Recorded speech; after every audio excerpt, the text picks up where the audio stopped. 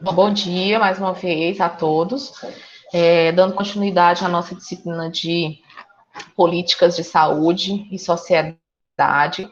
A gente hoje vai falar sobre vigilância em saúde, né? Uma política já bem consolidada, né? Uma política que ela trouxe grandes avanços para a gente, tá? E ela é uma política que a gente inicialmente tinha um conceito diferente sobre vigilância em saúde, né? E com o passar do tempo, a gente teve uma ampliação do contexto, né, do que é vigilância em saúde, tá?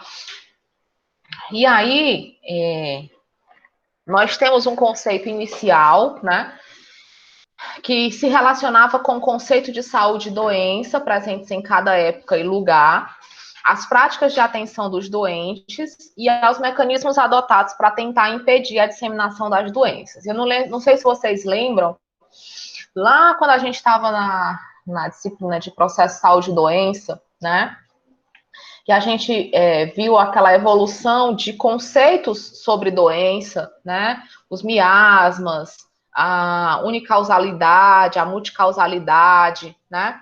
Então, a vigilância em saúde, por muito tempo, ela foi essa coisa mais simplória, né? Ela foi muito mais startada quando se tinha, né,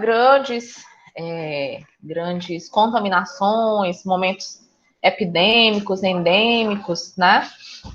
E aí, ao longo dos anos, ela, como o próprio conceito saúde, doença, né? Eles evoluíram, nós também evoluímos nesse conceito, tá? E aí,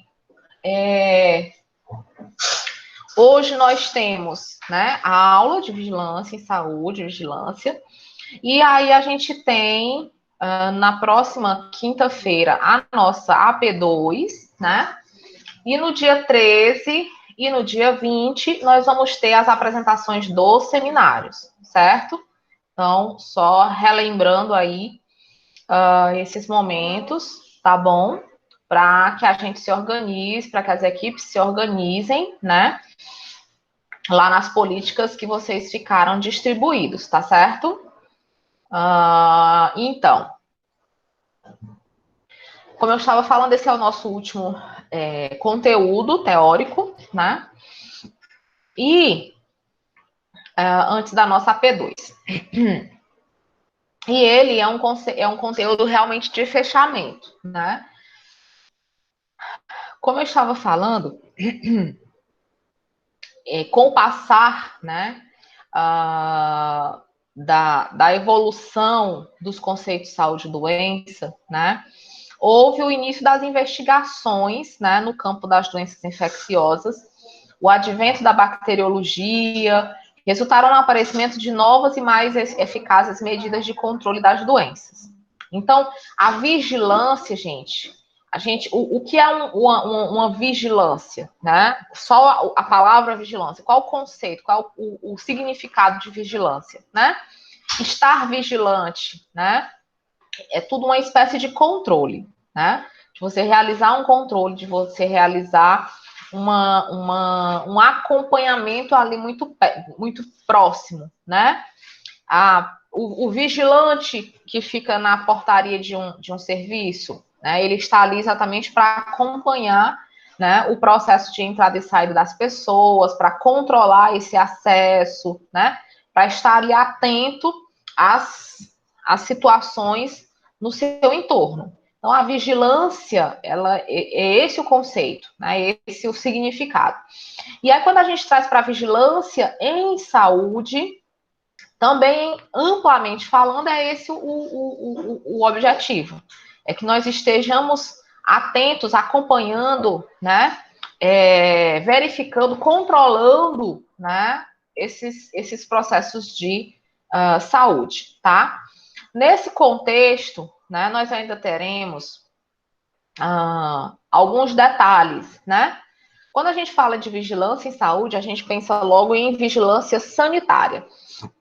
Mas hoje, no conceito mais amplo de vigilância, ela não é mais. Ela tem N vigilâncias a serem feitas, tá? Então, vamos ter vigilância sanitária, vigilância epidemiológica, vigilância das informações, vigilância no contexto de auditoria e regulação. Então, a gente vai ter um conceito bem mais amplificado, né, de vigilância, tá?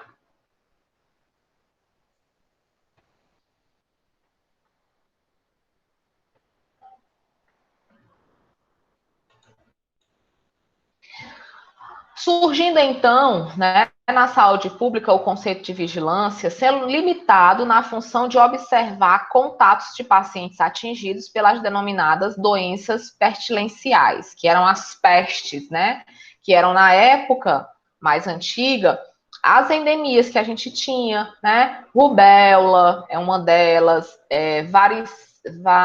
varíola é outra delas, a própria peste bubônica, né? Enfim, várias foram as patologias, né, que faziam com que as equipes de saúde, né, a saúde pública como um todo, buscasse vigiar esses contatos, né, vigiar esses comunicantes e assim chegar, né, aos casos, né, raiz e com isso buscar uma solução, né, para essas situações, tá? A partir da década de 50, né, o conceito de vigilância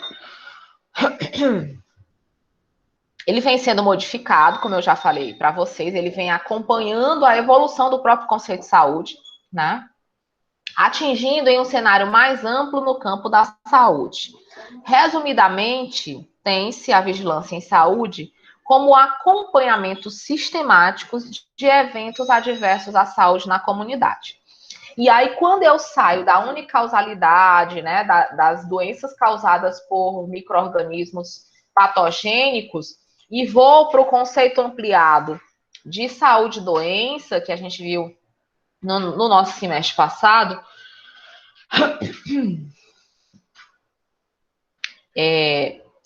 bom dia, meus queridos que estão entrando.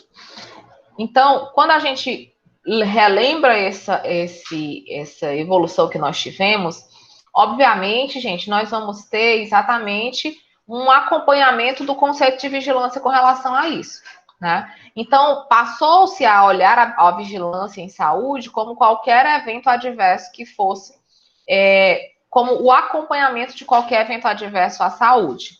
Então, não só mais os eventos adversos relacionados às doenças infecto-contagiosas, mas qualquer evento que mudasse o contexto do processo de saúde da comunidade, tá? No campo da saúde, a vigilância está relacionada às práticas de atenção e promoção da saúde dos cidadãos e aos mecanismos adotados para a prevenção de doenças, né? Além disso, integra diversas áreas do conhecimento e aborda diferentes temas, tais como as políticas, o planejamento, a territorialização, a epidemiologia, o processo de saúde e doença, as condições de vida, a situação de saúde das populações, os processos de trabalho, o ambiente e a saúde. Eu não sei se vocês lembram também do processo de saúde e doença, daquela meio círculo dos determinantes sociais da saúde, né? Então, os determinantes sociais da saúde estão todos aqui, ó, dentro desse conceito, né, das condições de vida, da situação de saúde da população, dos processos de trabalho, do ambiente, da saúde, da territorialização, enfim, tá? Então, é muito relacionado hoje a... Só um minuto. A vigilância em saúde, ela é muito determinada hoje pelo pelo contexto mais amplo, né, de saúde, pelas concepções de saúde e doença, tá? Então, hoje não é mais restrito, né, a vigilância das epidemias adquiridas, né, das epidemias aí transmissíveis, tá certo? Obviamente, ele não perdeu essa característica, né? Quem é que está atuando agora na pandemia? É a vigilância em saúde, né? Dentro do tópico da vigilância epidemiológica, né? No contexto da vigilância baseado na regulação de leitos, porque a vigilância também ela está relacionada ao acesso que o paciente tem aos serviços de saúde, tá? Então, é um conceito realmente bem mais amplo, né? Que está todo agora debaixo desse guarda-chuva chamado vigilância em saúde. Então, a gente vai ter aqui, ó, distribuído, né, nesse tópico vigilância em saúde, nós vamos ter a vigilância epidemiológica, vamos ter a vigilância ambiental, a vigilância sanitária e a vigilância de agravos relacionados ao trabalho, ou seja, a saúde do trabalhador, né? Então, percebam como nós vamos ter um leque, né, de vigilâncias, né? E todas elas em prol da melhoria da assistência, do acesso à saúde para a população. E aí a gente tem algumas diferenças, né, entre um diagnóstico clínico e o diagnóstico da comunidade, um diagnóstico comunitário, né? E aí a vigilância em saúde, ela é exatamente relacionada a esse diagnóstico comunitário, né? A vigilância, ela só entra em ação quando o evento ele atinge uma comunidade. Um indivíduo isoladamente, ele não desperta a atenção, o olhar da vigilância em saúde, né? A não ser que ele desperte o olhar da vigilância epidemiológica, se esse único caso for de uma patologia tipo um ebola, né? Que é altamente virulenta, letal, né? E de alta transmissibilidade. Então, mas, de modo geral, em linhas gerais, né? O que desperta a vigilância, o controle, o acompanhamento, o monitoramento ali de perto, serão os eventos que vão atingir a comunidade, tá? Como objetivo no diagnóstico clínico, vai ser curar a doença da pessoa. Já no diagnóstico comunitário, é o conjunto, né? Então, vai ser melhorar o nível de saúde da comunidade. E aí, por isso que se trabalha com as medidas de prevenção, promoção da saúde. Com relação à informação necessária para o diagnóstico clínico, são poucas as informações, né? É a história clínica, é o exame físico, são alguns exames complementares, que é muito o que a gente vai ver quando a gente tiver no quarto semestre, né, no próximo semestre, quando a gente estiver na disciplina de semiologia e semiotécnica. A gente vai estudar exatamente exame físico, história clínica, anamnese, exames complementares, tá? Já o diagnóstico comunitário, ele requer dados maiores, macros, mais amplos, né? Por isso a questão da territorialização, por isso a questão da população, das condições de saúde da população, né? Da qualidade de vida dessa população. Então, vamos precisar de dados sobre a população. Quais são as doenças que circulam naquela população? Quais são as principais causas de morte ou mortalidade daquela população? Quais são os serviços de saúde que estão ali disponíveis, baseados nos níveis de atenção? Temos lá serviços de atenção secundária ou apenas atenção primária, né? Temos hospital naquele território. Qual é o hospital de referência para aquele território ou para aquele tipo específico de patologia? Então, são dados maiores, né? São dados mais macros, né? E aí, quando a gente vê as redes de atenção, né, o formato que o SUS ele se organizou, né, se moldando, se formatando em redes de atenção, né, e ainda dentro dessas redes de atenção, linhas de cuidado. Então, isso foi com o objetivo exatamente de organizar essas informações, né? De atuar em cima desse diagnóstico comunitário. Então, se eu tenho uma determinada região que ela é referência no trauma, né? Que as unidades de atenção, os serviços de saúde, eles têm suporte para trauma, então eu vou estar organizando o fluxo, né, para a ida desses pacientes de trauma para esses serviços de saúde específico, né? Da mesma forma como surgiu a epidemia de dengue, né? Então eu vou estar organizando aquele território, né, com medidas para sanar essa situação, esse problema, esse evento, né, naquela área, naquele território. Né? Então, quais são as ações para o combate ao dengue? Então, não deixar água parada, evitar que o mosquito se prolifere, né? Evitar picadas de mosquito, sobretudo nos horários em torno de 16 a 20 horas, né? De 16 da tarde, né? Até as 20 horas. Então, tem uma série, né, de usar repelente, enfim, uma série de processos que se vai realizar para que se sane esse tipo de situação naquele território. Então, é mais ou menos nessa linha que a gente precisa compreender aí a diferença desse diagnóstico clínico e desse diagnóstico comunitário. Pensando em dados, pensando em informações maiores. O tipo de diagnóstico, né? O clínico, ele vai ser um diagnóstico individual e o diagnóstico comunitário, como o próprio nome já está dizendo, é um diagnóstico comunitário daquela comunidade, da situação de saúde daquela comunidade. Como o plano de ação, o que a gente tem? A gente tem tratamento, a gente tem reabilitação, né? Já dentro do diagnóstico comunitário, nós vamos ter programas de saúde. Os programas de saúde, eles estão dentro das linhas de cuidados que estão dentro da rede de atenção.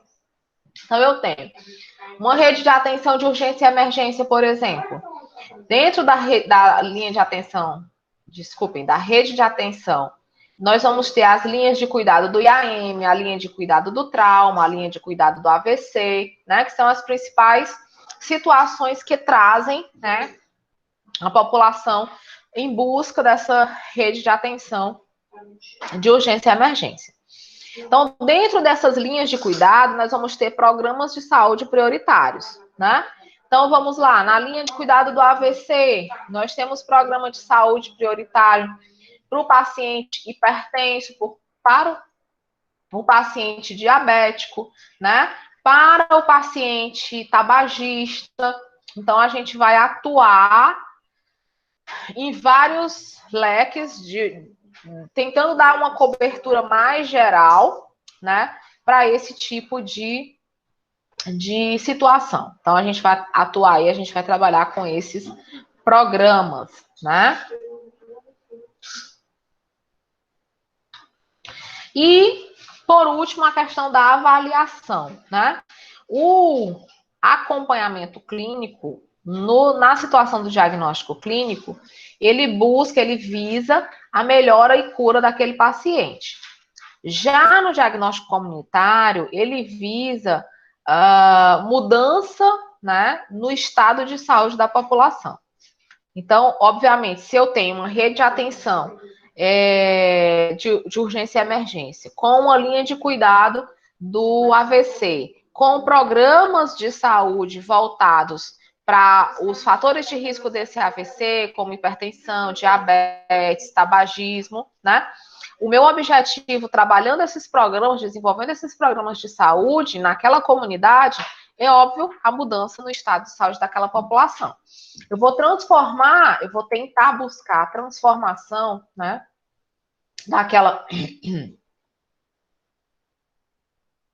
daquela população em uma população mais saudável, né? Se eu tinha um grande número de pacientes lá hipertensos, eu vou precisar fazer o acompanhamento rigoroso desses pacientes hipertensos. Se eu tenho um grande número de pacientes tabagistas, eu vou precisar fazer o acompanhamento e tentar a mudança de estilo de vida, né, para serem indivíduos mais não tabagistas, né? Então a gente vai atuar aí nesse molde, nesse contexto. E aí a gente vai conhecer um pouquinho agora, né, de cada uma dessas 4 vigilâncias que a gente apresentou para vocês como estando dentro da vigilância em saúde, né? A vigilância em saúde, ela é algo hoje, né, muito presente, muito atuante, né? Ok, Jefferson, tudo bem, meu filho, seja bem-vindo. A gente começou há pouco tempo. E aí a gente, na vigilância epidemiológica, né, o artigo 6º da Lei 8080 de 1990, ele já pensava na vigilância epidemiológica, né? Porque já se trabalhava com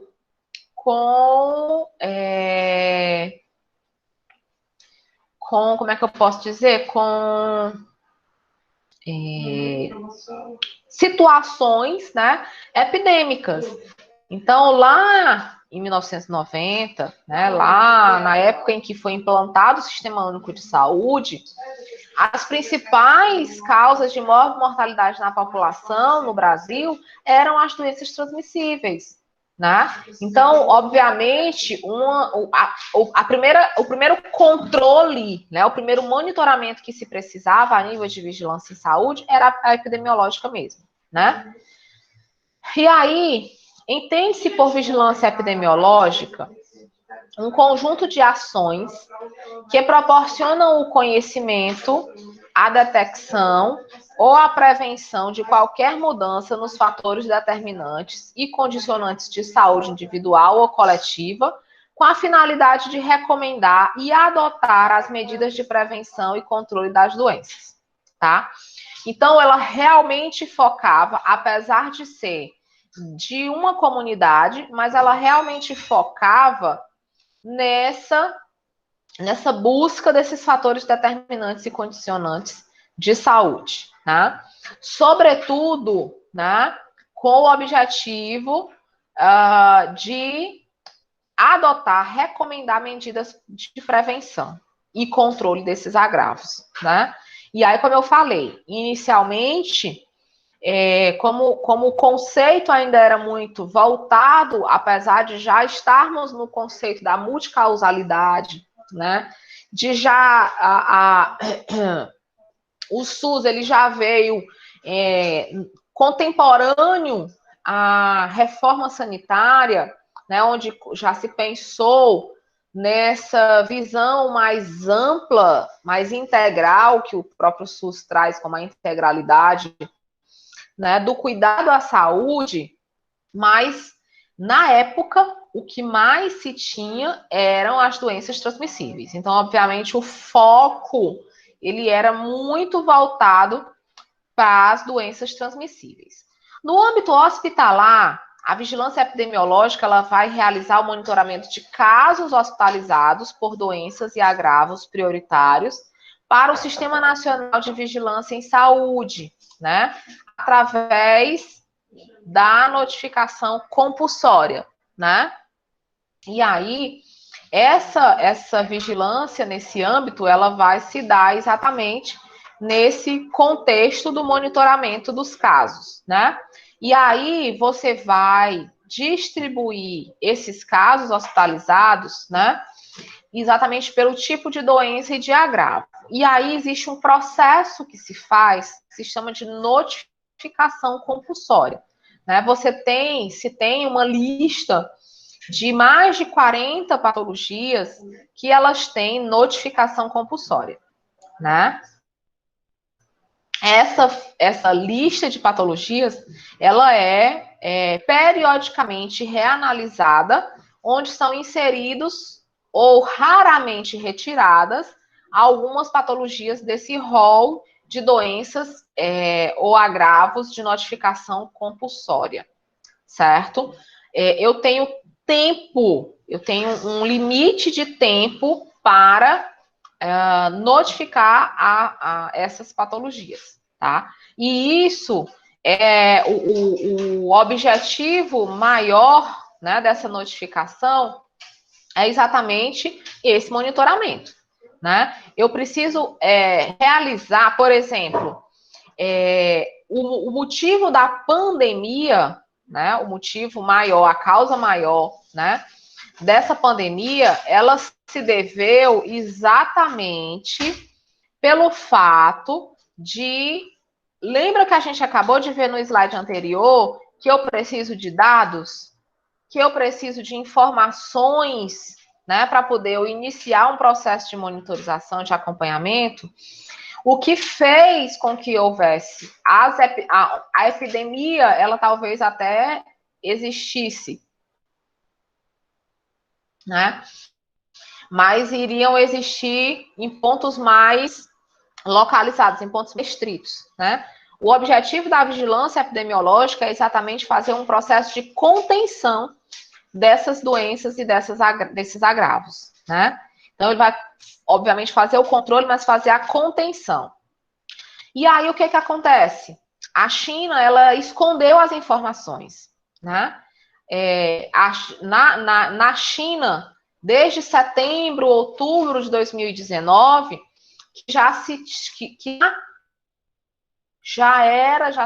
estava numa situação de epidemia, né? E mesmo assim, mesmo com essa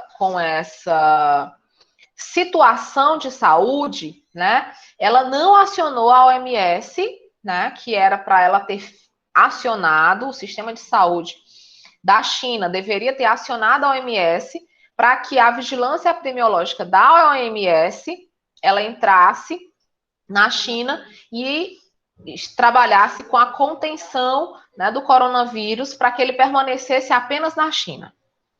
Isso já aconteceu inúmeras vezes, gente, né? O ebola na África. Por que vocês acham que o ebola na África, com a transmissibilidade talvez maior do que o coronavírus, e graças a Deus, por que nunca se disseminou, nunca se tornou uma pandemia, né? Exatamente pela informação. Na hora que, como lá na África, né, os sistemas de saúde são extremamente precários, você trabalha muito com a Cruz Vermelha lá, né? Com os médicos, né, que são com o sistema de medicina, com o sistema de saúde, né, da Cruz Vermelha. Então, a Cruz Vermelha é mundial. Então, na hora que eles detectam que em uma tribo africana existem casos, existem suspeitas de casos de ebola, eles fazem a contenção nessa tribo. A tribo morre toda, ou morre 95%, né, daquela população. Mas a doença fica só lá, a doença fica contida lá, né? Diferente do que aconteceu com a China, né? A China é um polo hoje, né, de importação, né? Deixou de ser o Paraguai, passou a ser a China, então tudo vem importado da China, né? O acesso para a China de ida e vinda é muito fácil, né, hoje em dia. Quem mora aqui em Sobral sabe, por exemplo, do número de serviços comerciais que nós temos que são de propriedade de chineses, né? A gente tem várias lanchonetes, a gente tem vários restaurantes, a gente tem várias lojas de importados, né, que são de chineses, né? Então o acesso é muito fácil. A rapidez com que essa população circula é muito grande, tá? Então, e aí, se você ainda não tem a informação, né? Se você ainda não é acionado com o tempo, então quando a OMS foi ter conhecimento, né, da epidemia de coronavírus, ela já estava como uma pandemia. A gente já tinha epidemias em pelo menos 4 continentes do mundo, né? Então, isso poderia ter sido evitado, sim, né? E isso, sim, teria ajudado enormemente para que a gente evitasse a quantidade de mortes que nós tivemos a nível de mundo, tá? Então, essa ação, esse acionamento e as medidas, né, de monitoramento, de controle, elas poderiam ter salvo muitas e muitas vidas, né? E aí, infelizmente, a gente não teve isso, né? E desencadeou aí nessa pandemia que a gente já tem mais de um ano que convive com ela e a gente ainda vai conviver com ela, infelizmente, né? Por um bom tempo, né? Então, por isso que existe muita especulação, né, com relação à produção de laboratório desse vírus, né? Porque minimamente, digamos que esse vírus realmente tenha surgido lá naturalmente, né? Apesar de já se ter relatos dele desde 1964, mas assim, eu me refiro no sentido da evolução, né, desse vírus. Digamos que a evolução desse vírus, ela tenha realmente ocorrido de forma natural, né? Entretanto, gente, não houve, né, esse start das autoridades sanitárias, das autoridades de saúde, né? Professora, e por que que você acha que não teve isso, né? Não sei. Como eu falei, são muitas as especulações, né? Mas, de modo geral, eu acho que eu já falei para vocês, parece estranho, né? Num país onde começou a pandemia, ele ter aumentado em 30% o seu PIB em 2020. Sim, é algo que a gente precisa saber, né? Para, no mínimo, ele fica aqui, fica uma pulguinha atrás da orelha, né? Sim, se a gente for pensar como é que isso, né, aconteceu, né? Como ele, né, mesmo começando lá, mesmo ele teoricamente não tendo conhecimento nenhum sobre esse vírus, como foi que ele conseguiu controlar lá dentro, né? Porque hoje a China já está controlada desde 2020, né? As segundas ondas, terceiras ondas só estão ocorrendo nos outros países, né? Por que será, né? E por que, por exemplo, se ela descobriu como conter, né? E não é com isolamento social, tá bom? Não é com isolamento social, até porque lá é que é impossível de você fazer isolamento social pelo tamanho da população que se tem, né? Por quê? Né? Sabe-se que outra informação é que o valor da vacina vendida pelos chineses é 5 vezes mais cara do que as outras vacinas vendidas no mundo. Se você falar isso em uma dose que custa R$300, né? Você está falando aí de R$1.500, né? E se você falar de uma dose, já é R$1.200 a mais, né? E se você falar de quantos bilhões de doses que estão aí sendo vendidas no mundo, sendo usadas no mundo. Então, assim, gente, algumas coisas a gente precisa, e isso é política, gente. A gente está na disciplina de políticas de saúde, sociedade. Isso é política, tá? Isso sim, essa inquietação, essa busca de saber dessas informações e de analisar criticamente essas informações e imparcialmente, sem partido B, X, Y, Z, né? sem adoração a político A, B ou C, entendem? Que é política, né? É a nossa disciplina. A nossa disciplina ela tem o intuito de apresentar para vocês as políticas de saúde e sociedade, mas, sobretudo, pelo menos eu, enquanto professora, me sinto na responsabilidade de desenvolver em vocês, de desenvolver, né? De estimular, de estartar em vocês seres políticos, profissionais da saúde políticos, né? E aí, isso é exatamente, né? Quando você vai ver o que é política, é exatamente o processo de organização, né? Como é que se dá essa organização? Então, assim, eu não estou induzindo vocês a tirarem conclusão A, conclusão B, conclusão C, estou só informando, né? A especulação, ela se origina baseada em informações, né? E aí a especulação fica por conta de vocês, né? As informações são essas, né? Para vocês pensarem, para vocês refletirem, tá? E para vocês saberem que hoje se fica culpando A, B ou C, chama um ou outro de genocida, chama o governador do estado de genocida, chama o presidente de genocida, chama o prefeito de Sobral de genocida. Mas, no entanto, genocida mesmo, né? É quem não startou as autoridades sanitárias. Esses sim são genocidas, né? Porque, sobretudo, eu tendo visto que eu não conseguia conter, né, uma epidemia, tá? E, sobretudo, se essa epidemia tivesse sido criada por mim, né? Então, isso sim é genocida. Na verdade, não é nem só genocida, né? São assassinos mesmo, né? Porque tinham a intenção de matar, tinham a intenção de disseminar um vírus que mata. Então, se você tem a intenção de disseminar um vírus que mata, né? Isso na hipótese desse vírus ter sido criado.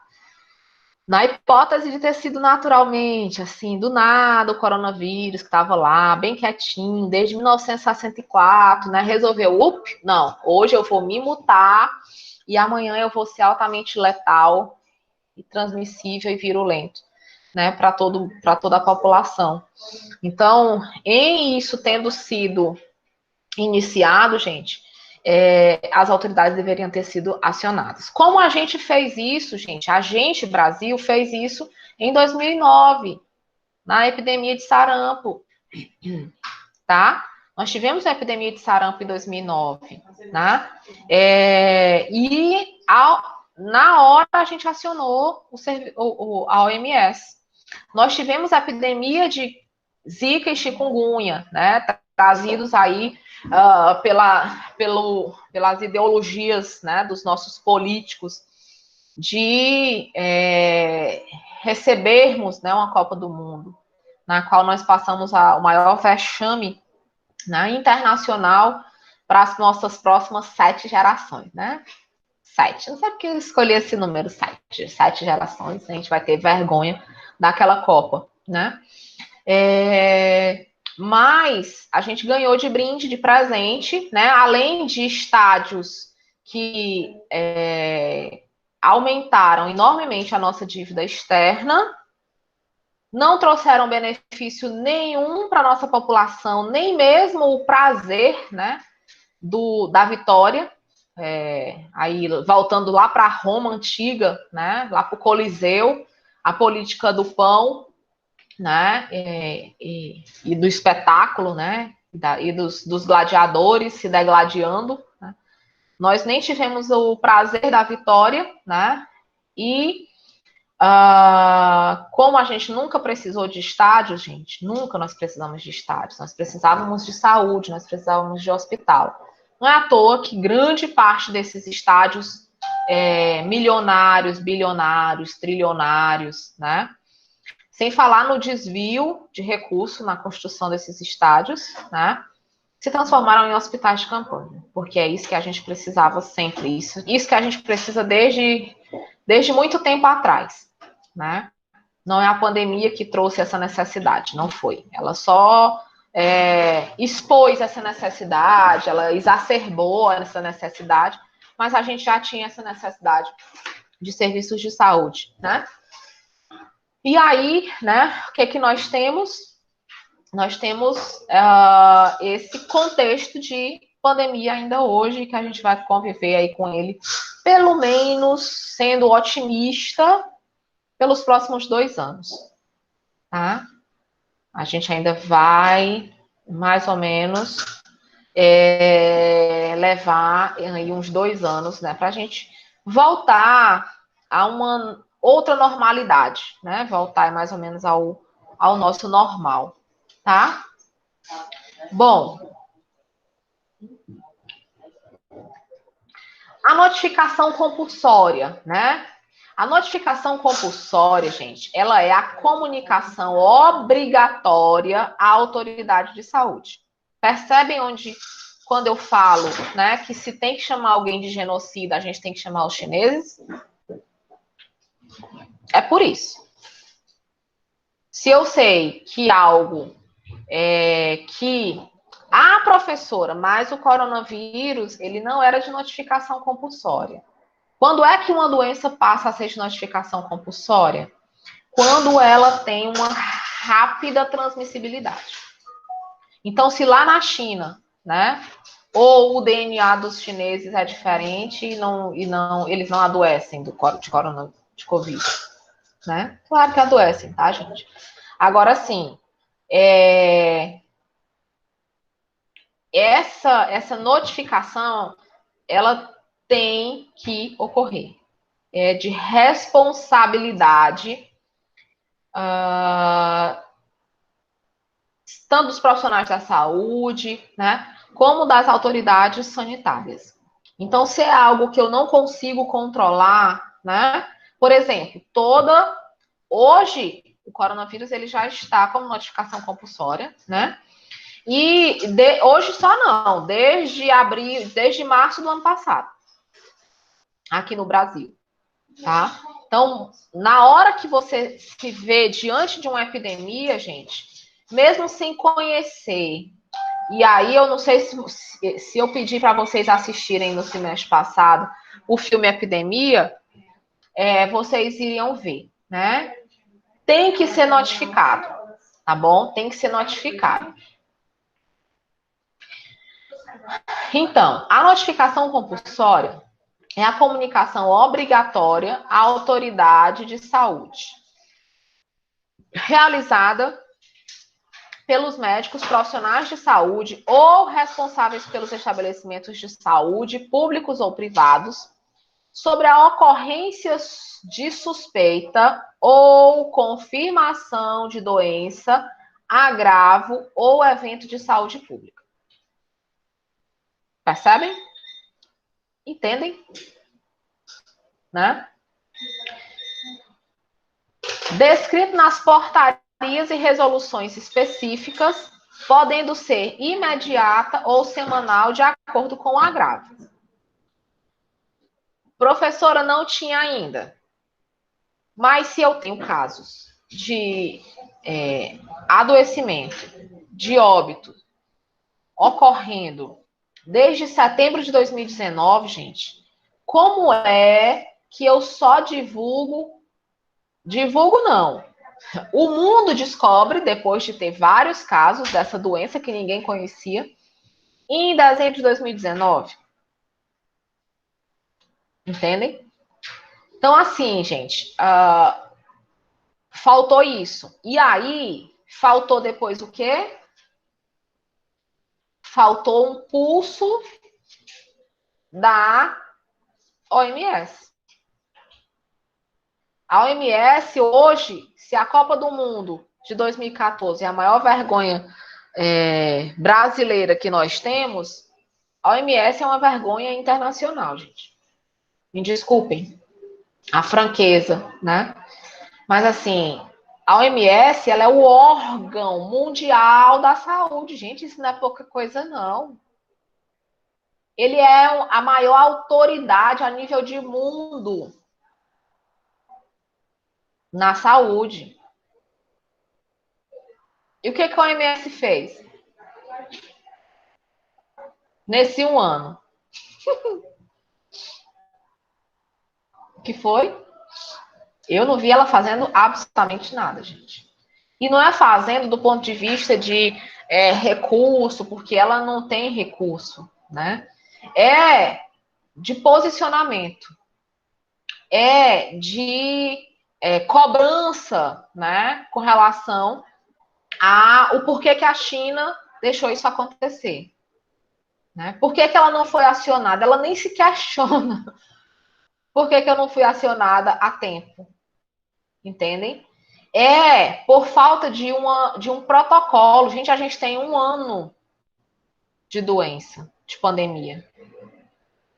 Cadê o protocolo? Nem com relação aos isolamentos, aos lockdowns aí que a galera tem feito, ela não se posiciona. Ela não se posiciona com um protocolo de medicamentos para ser utilizado. Ela não se posiciona com um protocolo de assistência, com um fluxo de assistência. Ah, gente, já está mais do que claro, nítido, que você não pode esperar a doença se complicar. Ou alguém tem dúvida disso? 95% das pessoas que são entubadas morrem.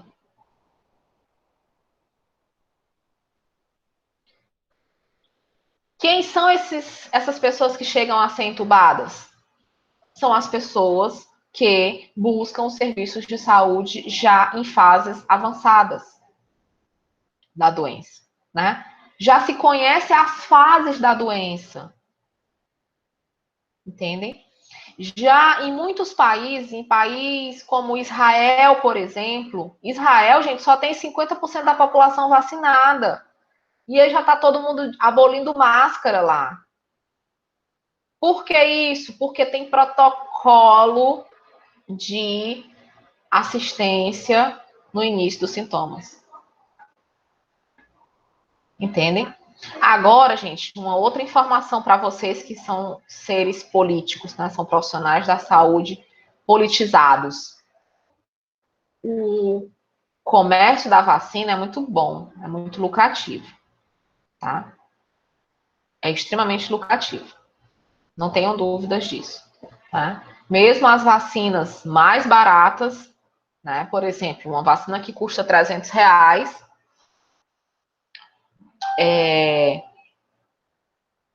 não se gasta R$300 para fazer uma vacina dessa. Tá? Não se gasta. Certo? 0,5 ml lá. Até porque ela é feita de vírus inativado, né? Então, você tem que pegar vírus. E o vírus quem tá aí de sobra, né? Você tem matéria-prima de sobra para fazer a vacina. Teoricamente falando, né, gente? Eu sei que é todo um processo. Eu também faço pesquisa, então eu sei que tem todo um processo para isso. Mas, assim, grosseiramente falando, não adianta você estabelecer que uma doença é de notificação compulsória se a orientação é você ficar em casa e esperar ter falta de ar. Me poupe, gente. Eu que sou da assistência, né, também, hoje estou na gestão, mas eu sou da assistência. Da assistência hospitalar, gente, a gente trabalha com tempo e com pouco tempo, tá? Nos infartos, a gente fala que tempo é músculo. Quanto mais tempo eu passar para cuidar de um infarto, maiores vão ser as complicações para esse paciente. Quanto mais tempo passar para eu cuidar de um paciente com AVC, maiores vão ser as complicações para esse paciente. Quanto mais tempo eu passar para tratar um paciente oncológico, maiores vão ser as complicações para esse paciente oncológico. Porque quanto mais tempo, quanto mais rápido eu tratar um rotavírus, melhor vai ser para o paciente. Entendem? Entende? Por que que o rotavírus, eu tenho que tratar rápido, eu tenho que hidratar o paciente muito rápido, eu tenho que fazer com que ele pare de vomitar e que ele pare de ter diarreia imediatamente? Por que que eu não espero esse paciente desidratar totalmente para eu ir cuidar dele? Tá? Fica aí só para vocês pensarem, né? Para vocês refletirem sobre isso, tá?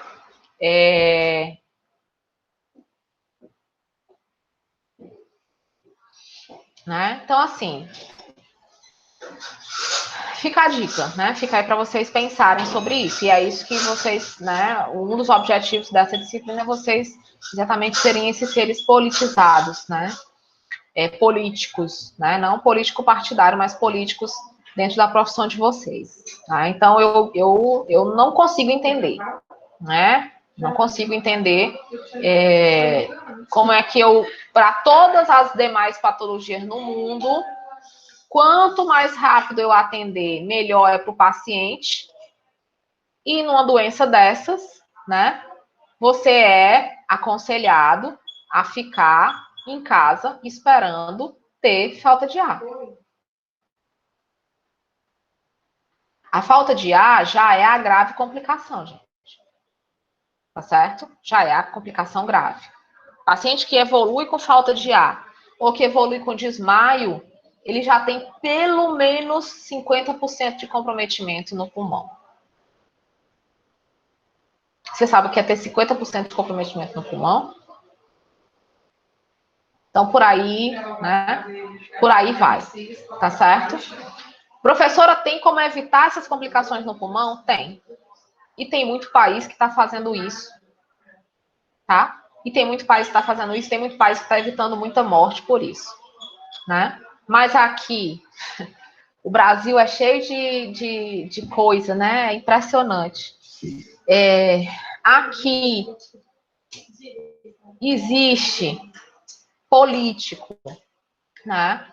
Querendo acionar Conselho Federal, CFM, Conselho Federal de Medicina, para caçar a licença dos médicos que estão fazendo protocolo logo inicial.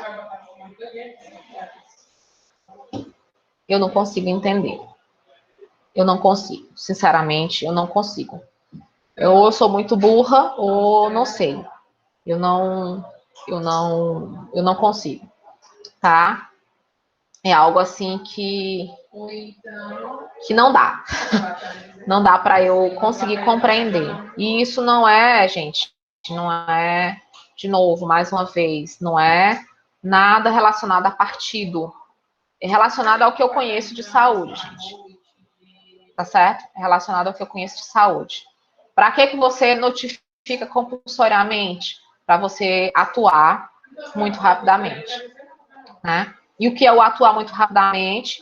É você fazer todas as medidas possíveis para prevenção de complicações, que é o que a gente chama de prevenção secundária, né?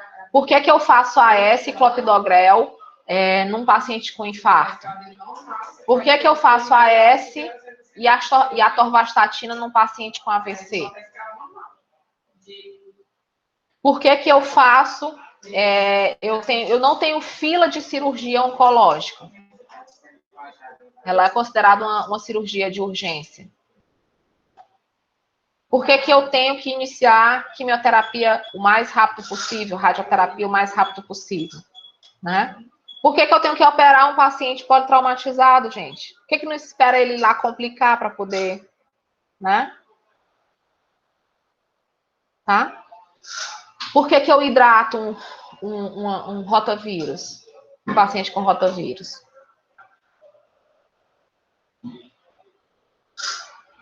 E assim vai, né, gente? Por que eu faço sulfato de magnésio numa pré-eclâmpsia? Por que não espera a paciente fazer eclâmpsia, fazer síndrome de HELP, para depois ir cuidar? A mesma coisa, gente. Você esperar um paciente de coronavírus, de Covid, complicar, são todos esses exemplos que eu acabei de citar para vocês. É a mesma coisa. Não tem diferença, tá? Enfim, então, é importante que vocês saibam que essas doenças de notificação compulsória, elas existem, né? A lista é muito grande, mas vocês encontram facilmente no site do Ministério da Saúde quais são essas notificações, né? E para onde é que elas são notificadas?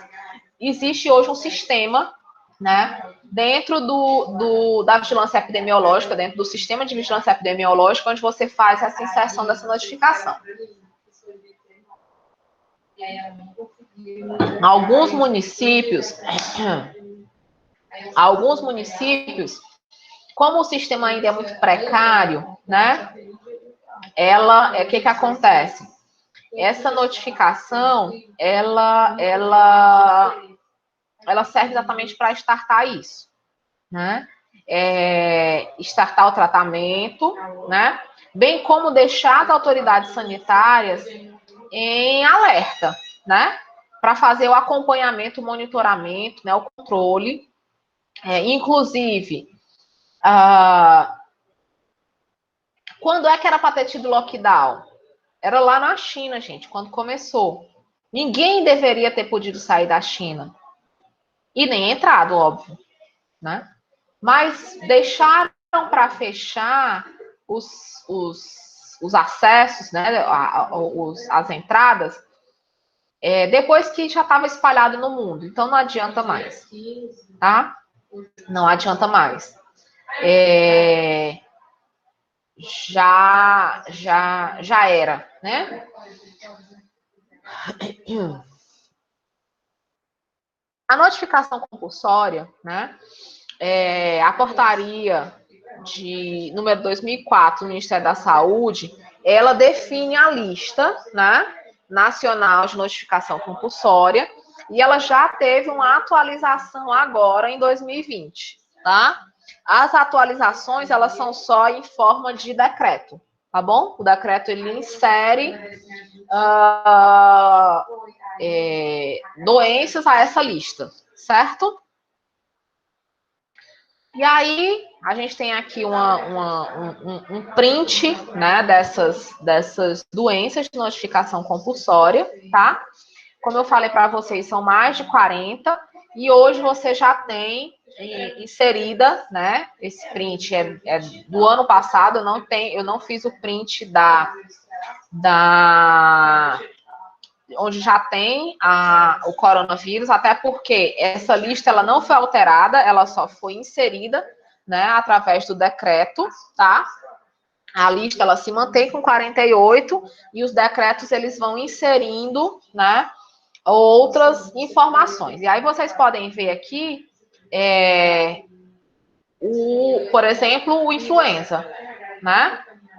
Influenza, que aqui por isso que a gente toma a vacina, né, anualmente do H1N1, e você tem aqui em cima, ó, para quem é que você precisa notificar, tá?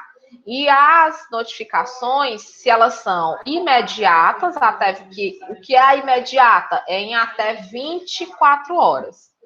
Ou se você pode notificar apenas semanalmente, tá? Até, por exemplo, ó, acidente de trabalho com exposição a material biológico, que são a maioria dos nossos acidentes que somos profissionais da saúde, ela precisa ser notificada. Só que a notificação dela, como não gera, né, um agravo para a comunidade, ela pode ser apenas semanal. Certo? E assim sucessivamente, ó. Cólera, como é uma doença ainda muito grave, muito virulenta, muito letal, né? Ela é imediata e você precisa notificar para todos os órgãos, né? Essa notificação compulsória, gente, essa relação que eu estou mostrando para vocês, ela é dessa portaria do Ministério da Saúde, que ela é uma lista de notificação nacional. Entretanto, a maioria dessas doenças, ela é de notificação internacional, né? E aí, obviamente, o Ministério da Saúde, os Ministérios da Saúde, sejam chamados de Ministério da Saúde, seja chamado de Secretaria Executiva, tem vários nomes, obviamente, vocês sabem disso, de acordo com os modelos de governo que se tem no mundo, né? Por exemplo, na China é um imperador chinês, né? Então, mas lá você tem um órgão de saúde nacional, né? E aí esse órgão de saúde nacional ele tem que startar quem está acima dele, que é a Organização Mundial da Saúde. Do mesmo jeito aqui, gente, se o Brasil identificar uma epidemia, né, de alguma patologia, ele vai ter que acionar a OMS, tá certo? Ele tem obrigatoriedade de acionar a OMS, ok? E aí, sucessivamente, né? Aqui a gente tem, ó, já a chikungunya, ela já entrou aqui porque essa portaria é de 2016, né? Zika e chikungunya estão presentes com a gente. Ó, Zika, né? Se for Zika em gestante, tem que ser em até 24 horas, né? Se for Zika normal, pode ser semanalmente, né? A febre de chikungunya, né? Se for em áreas de transmissão, tem que ser em até 24 horas para não se tornar uma epidemia, né? E assim sucessivamente, tá bom? HIV ainda é notificado, né? Como eu já falei, a influenza, né? Que é o H1N1, malária, poliomielite, peste, raiva, várias são as doenças aí que estão nesse rol, né? Inclusive, né, em 2016, houve exatamente a inserção dessa 48, né? A violência doméstica e outras violências, ela precisa ser notificada. E a violência sexual e a tentativa de suicídio, ela precisa ser notificada. Bom, notificar a simples suspeita da doença ou evento, né? Não se deve aguardar a confirmação do caso, porque se eu sei que eu preciso notificar uma Zika numa gestante em até 24 horas, eu não posso esperar 7, 8 dias, que é o prazo que a sorologia sai, gente. Tá? Então, não se pode aguardar a confirmação, pois isso pode significar perda da oportunidade de intervir eficazmente. Certo? Então, é exatamente nesse sentido. Sendo que a Zika, né, quando você vai olhar os níveis de biossegurança da Zika, a Zika é um nível de biossegurança 2, né? Enquanto que o coronavírus, até ano passado, ele era de nível de segurança 4, que é o mais grave, né? O que é esse nível de biossegurança, professora?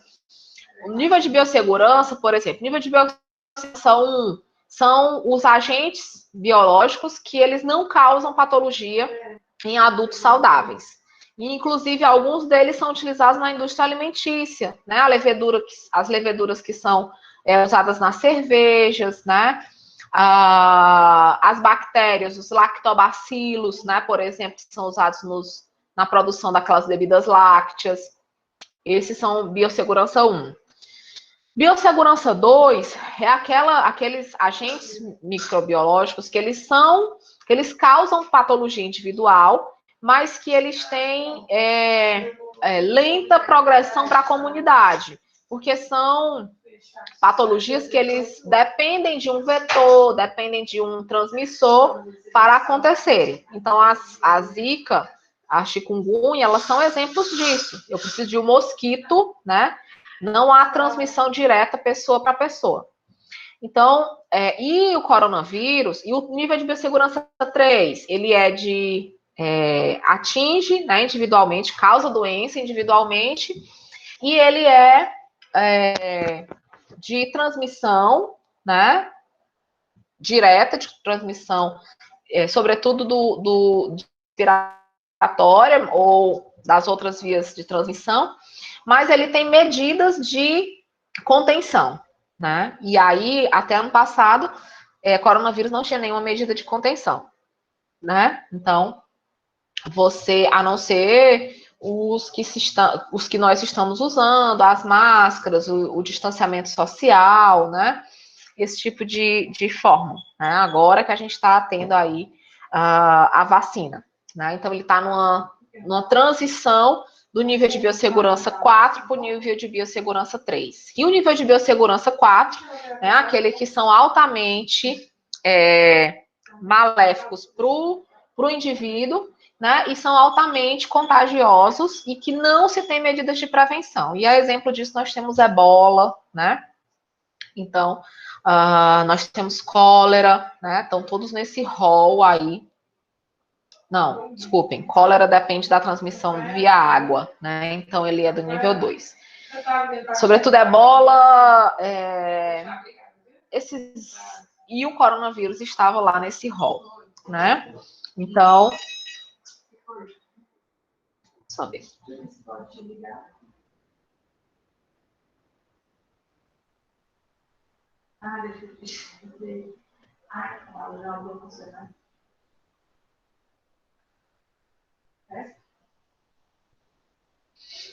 Exatamente, né? Todos, com certeza, não se tem, gente, para um gestor maior, né? Não tem como ele não pode, inclusive, trabalhar individualmente as partes. É por isso que você tem os secretariados, o ministeriado, né?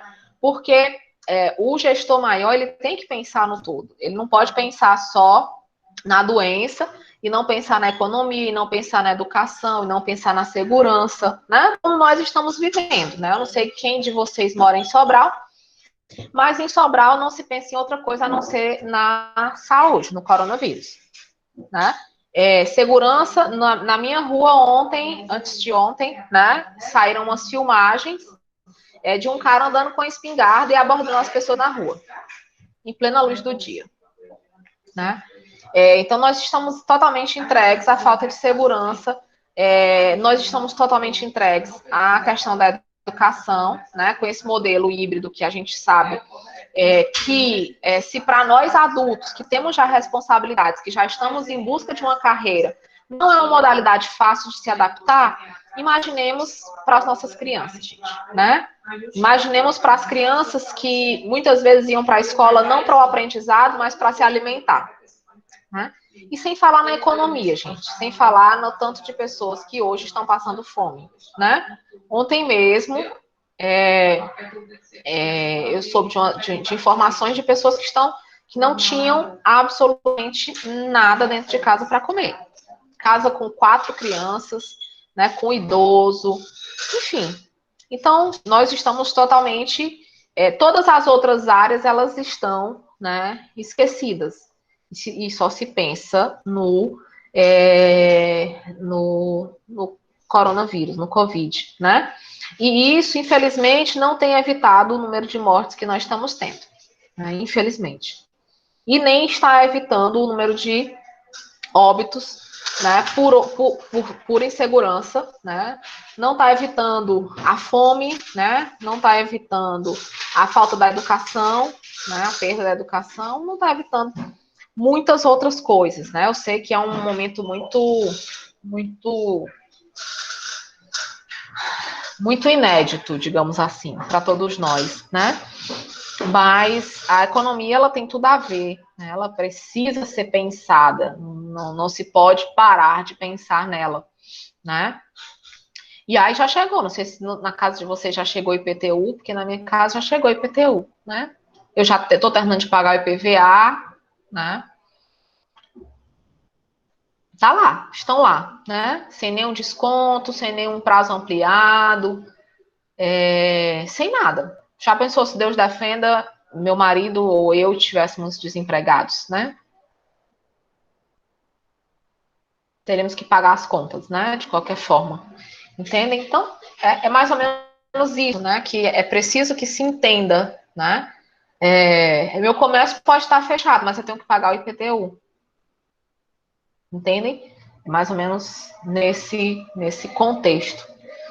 Infelizmente. Graças a Deus, né? As coisas vão melhorar. Tenho muita fé em Deus que as coisas vão melhorar, né? Nós somos um país aí abençoado por Deus. Se não já era. Mas eu acredito muito nisso.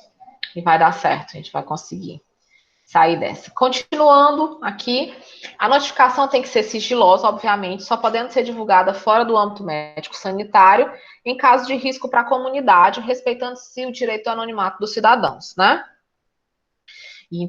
O envio de instrumentos de coleta de notificação deve ser feito mesmo na ausência de casos, configurando-se que se denomina notificação negativa, que funciona como um indicador de eficiência do sistema de informação.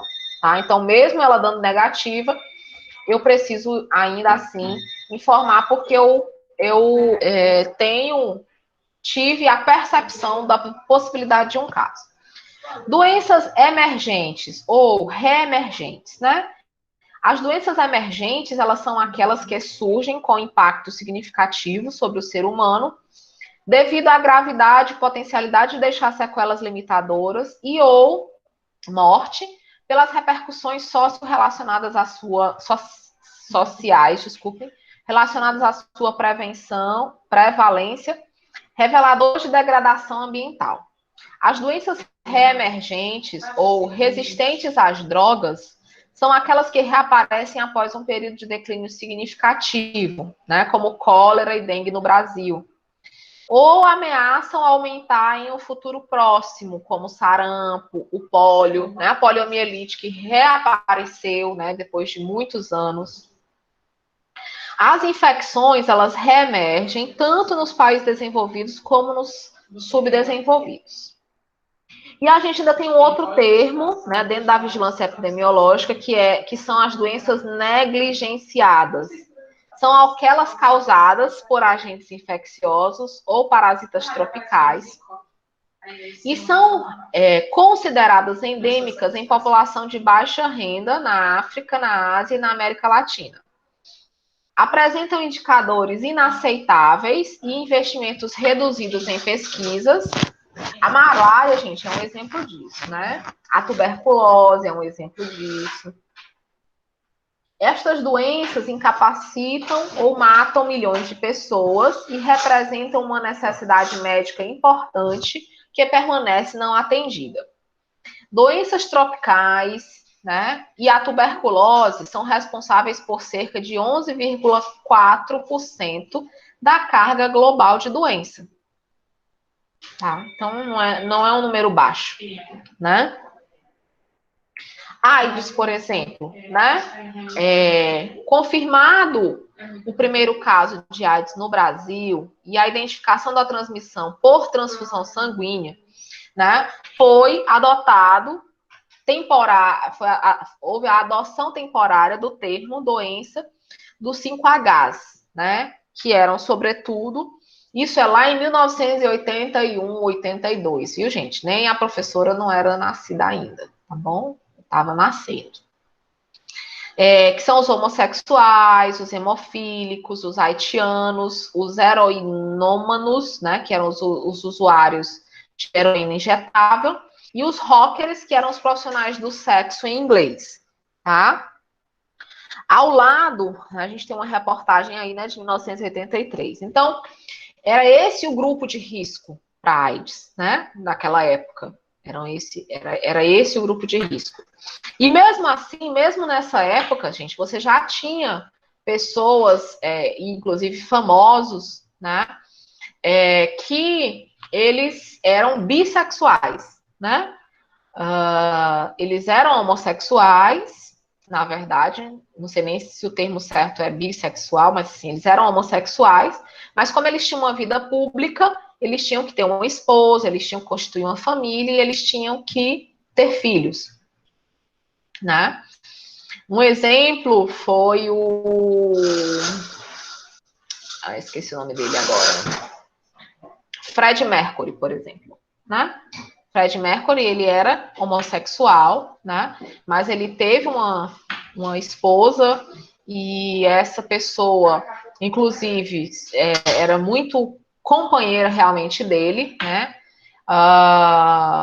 acompanhou ele, ficou ao lado dele até os últimos dias de vida dele, pelo vínculo de amizade que eles tinham, né? Como ele descobriu muito precocemente que tinha HIV, eles não chegaram a ter filhos, né? E nunca se sabe se ela foi infectada ou não, né? Então, você tinha esse tipo de situação, né? Apesar do amplo conhecimento sobre a doença, a notificação, gente, é de suma importância. Para quê? Para a gente conseguir planejar os serviços de saúde, tanto a nível de número de leitos, de medicamentos, de exames, de profissionais que a gente precisa, né? Por exemplo, agora, de novo, coronavírus, né, professor? O tempo todo você volta para ele. Exatamente nesse contexto, né? Se eu conheço a patologia, se eu sei que ela evolui, né, para quadros graves de insuficiência respiratória, eu vou fazer o planejamento do serviço de saúde com leitos de UTI, com ventilador mecânico, né? Com drogas sedativos para fazer a sedação desse paciente, com profissionais que sejam qualificados nessa área, com exames que avaliem, né, essa situação. Então, você tem aí essa questão. Né? Verificação de mudanças no perfil da doença, promover campanhas educativas para um público prioritário e avaliar a eficácia de tratamento. Tá? Então, a gente precisa dessa notificação para isso. Casos de sarampo no Brasil em 2018, né? Então, a gente tem aí o número de casos, e o Amazonas foi um recordista, né? De número de casos. E a cobertura vacinal no Brasil da primeira dose, né, de 85%, e da segunda dose de apenas 67%. E a meta seria 95%. Porque o sarampo é uma doença que mata, né, sobretudo crianças e idosos, mas ela mata em qualquer idade também, né? O Zika, né, ligado ao aumento do número de casos de bebês com microcefalia no Nordeste, né? Então, nós tivemos aí, sobretudo em Pernambuco, né, muitos casos de microcefalia associada, né, à Zika. E aí, depois disso, todo esse cuidado, esse controle, né, com relação aos casos, né? O coronavírus, né, isso aqui é um print de uma reportagem bem do iniciozinho, né, da pandemia. Rapidamente, né, ele evoluiu e o número de pacientes, né, com a síndrome respiratória aguda, né, evoluía muito rapidamente, tá? E aí a gente pergunta, né, por que notificar uma doença? E aí a gente precisa compreender, gente, que informação é tudo na vida, né? A informação, ela é o produto obtido a partir de determinada combinação e interpretação de dados. Ela possibilita o conhecimento, a avaliação e o juízo sobre determinada situação, sendo um importante recurso para subsidiar o processo de planejamento, de tomada de decisão, de execução e de avaliação das ações desencadeadas. E aí é onde eu sempre falo para vocês valorizarem todas as disciplinas que vocês passarem por elas. Por mais chatas que elas possam parecer e por mais sem sentido prático que vocês possam achar que elas têm. Um dia a gente vai precisar, né? E aí, por exemplo, epidemiologia, né? Epidemiologia, a gente de cara não vê muito sentido no para que a gente está estudando epidemiologia, né? E aí, quando a gente vê uma frase como essa, né? Onde eu preciso da informação para tomar alguma atitude, para ter alguma ação, a gente vai e se depara exatamente com isso, né?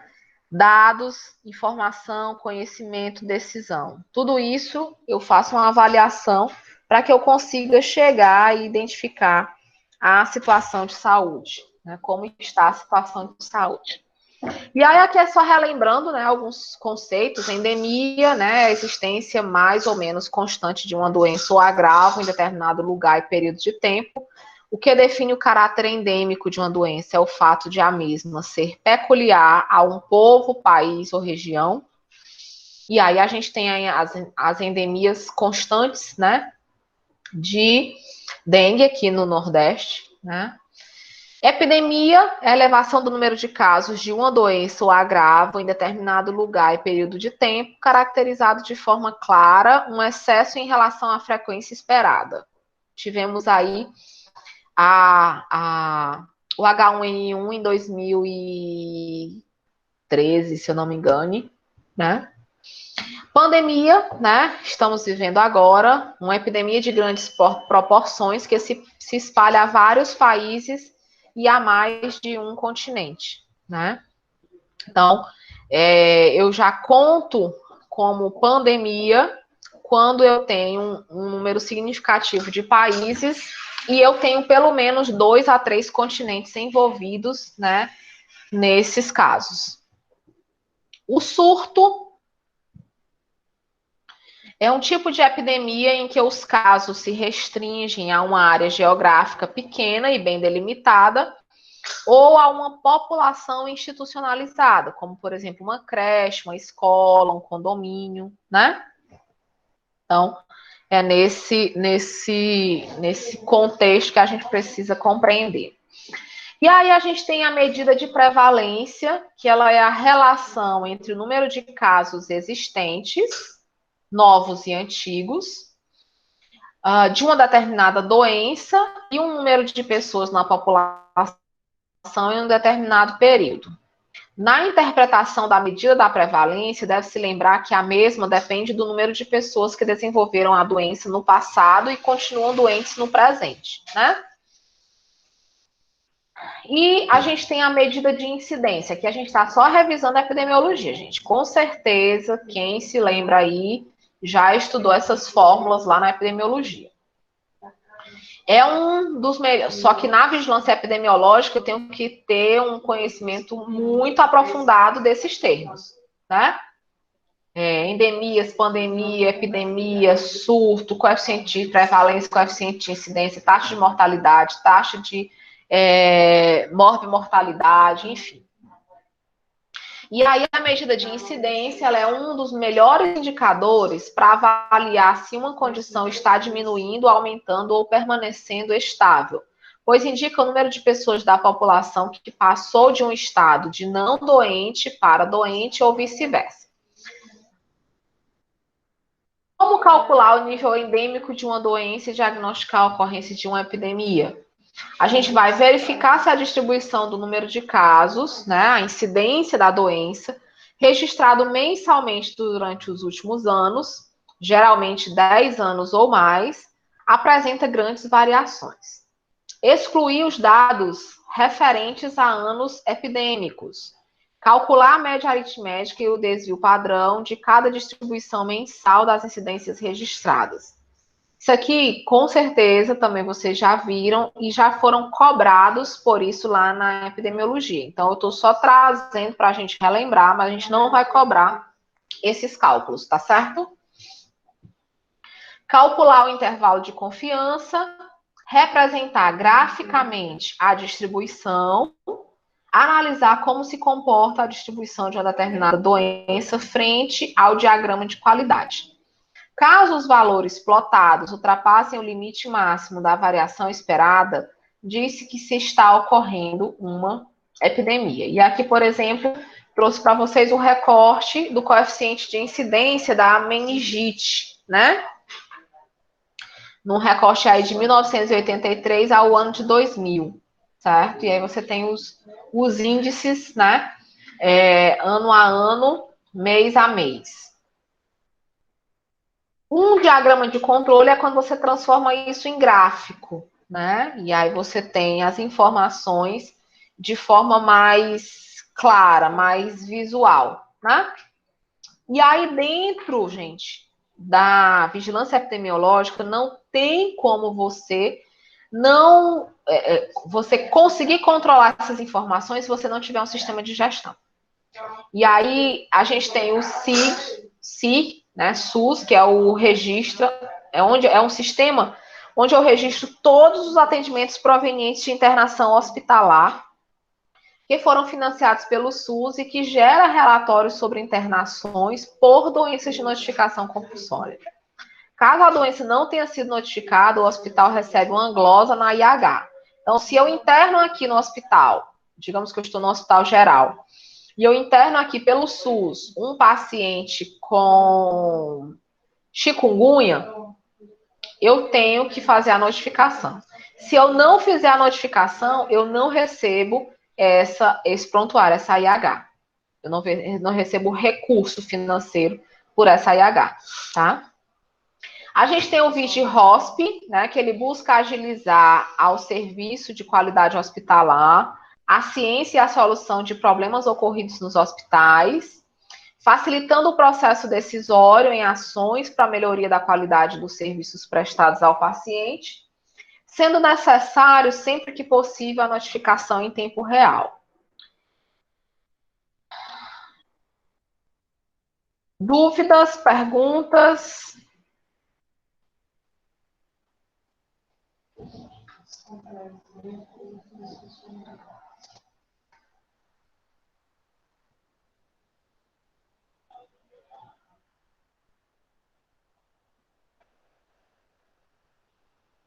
Dúvidas, perguntas?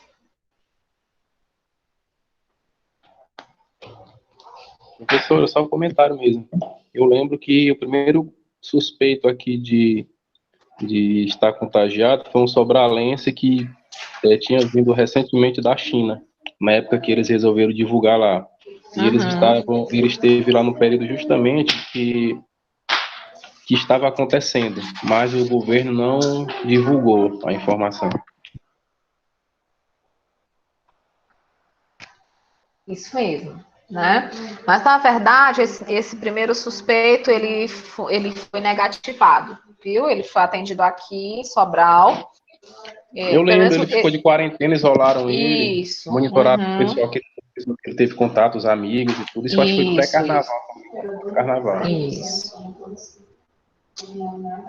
Esse primeiro caso foi no dia 28 de janeiro, se eu não me engano, 29 de janeiro, por aí.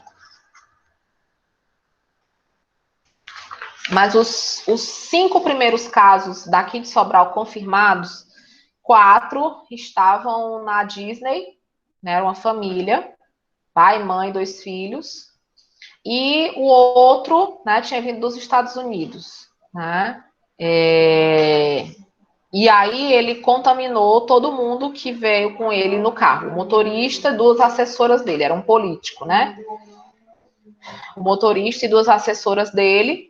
E aí ele chegando aqui em Sobral foi para um restaurante, e lá no restaurante ele contaminou outros amigos, né, que estavam com ele lá nesse restaurante, contaminou o garçom, né, e aí pronto, aí a gente perdeu o controle.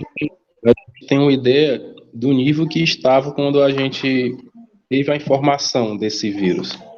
Quer dizer que quem trouxe para cá, no caso, não foi nem, já não veio da China, não teve contato, já veio de outros países. Então o vírus já tinha chegado de outros continentes. Isso, exatamente, foi isso que aconteceu.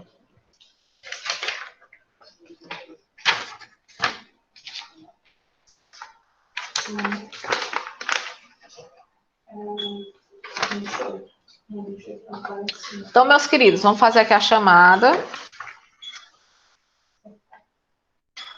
Ainda tem alunos que não me entregaram a atividade 2, tá? Depois vejam lá, não sei se já finalizou o prazo no sistema. Quem não tiver feito, faça, né? Para poder... para que a gente possa fazer ajudar, né, na segunda AP, tá bom? Próxima quinta a gente vai ter a nossa segunda AP, tá certo? Eu recebi, Lucas, a sua.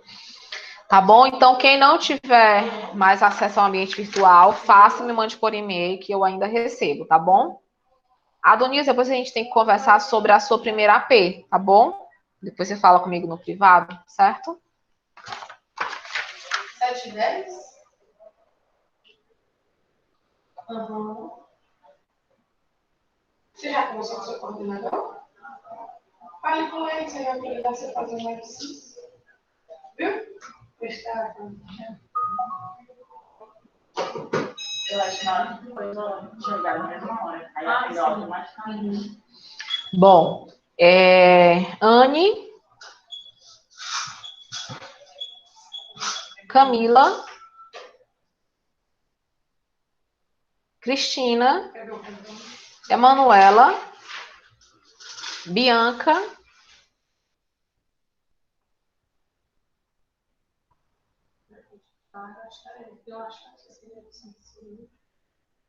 Márcia, Jefferson, Joana, Karine,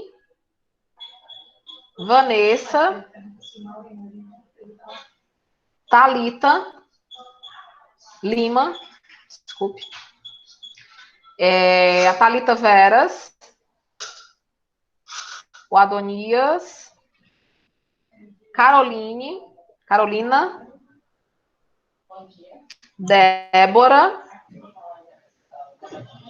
Jéssica, Hamilton, Yara,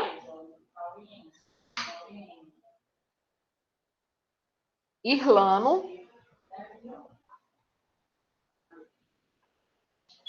Letícia, Lucas, Isabel.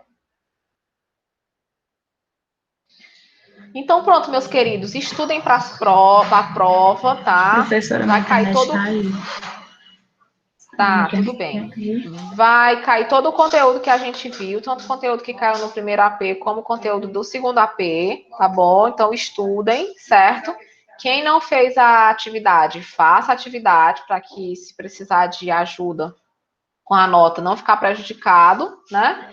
E também vão pensando, né? Vão organizando a apresentação dos seminários, que a gente já vai ter a apresentação daqui a 15 dias, tá bom? Professora, deixa eu perguntar uma dúvida que eu fiquei. Diga. No dia 13/5, você tinha marcado uma apresentação a respeito de um relatório de extensão, de ações de extensão, não foi isso? Não, é o dia 13 e dia 20 é a apresentação dos seminários. Daqueles então que vocês foram distribuídos nas políticas. Sim, sim. É porque eu tinha anotado aqui. Até o final do semestre é que eu vou querer os relatórios das atividades de extensão que vocês fizeram, porque o relatório vai ser somado à apresentação do seminário, tá bom? Tá certo. Mas essas atividades de extensão, qual é a determinante delas? Foram aquelas que a gente orientou que vocês fizessem, se distribuíssem em equipes. Eu até já recebi alguns relatórios dessas atividades, né? Não, Thalita, ele é em grupo. Vocês foram distribuídos em grupos, né? E aí alguns já fizeram as ações educativas, fizeram lives, fizeram apresentação através do Meet, fizeram divulgação sobre a política da mulher nas redes sociais. E eu preciso desses relatórios. Isso aí voltado à sua disciplina mesmo? Isso, a sugestão que foi dada na época foi a política de atenção à saúde da mulher, porque foi no início de março, e aí envolvia o período do Dia da Mulher. Agora, a gente poderia, quem ainda não fez a ação educativa de extensão, pode aproveitar agora, por exemplo, a política de saúde do trabalhador, vistos que nós estamos há poucos dias do Dia do Trabalhador, né? Pois é. Você teria como mandar essa lista de quem já fez, professora, porque, sinceramente, eu estou vaga da minha lembrança de sair. É tanta coisa que eu estou perdida em tantas Pronto, eu sei que a ações. equipe da Thalita já fez, a equipe do Lucas já fez, a equipe do Hamilton não, do Irlano fez. Foram os que já me mandaram os relatórios. Tá certo. Pois é, eu nem As me lembro demais que equipes eu não tinha. recebi. Pois tá bom, vou procurar saber como foi que as meninas fizeram, que eu nem lembro se eu realmente participei, como foi isso. Eu tô perdida nessa informação aí. Pronto, E, veja aí professora, com a pois sua obrigada. equipe. Viu? Tá, por nada. Então, pronto, meus queridos, vou parar aqui a gravação, tá?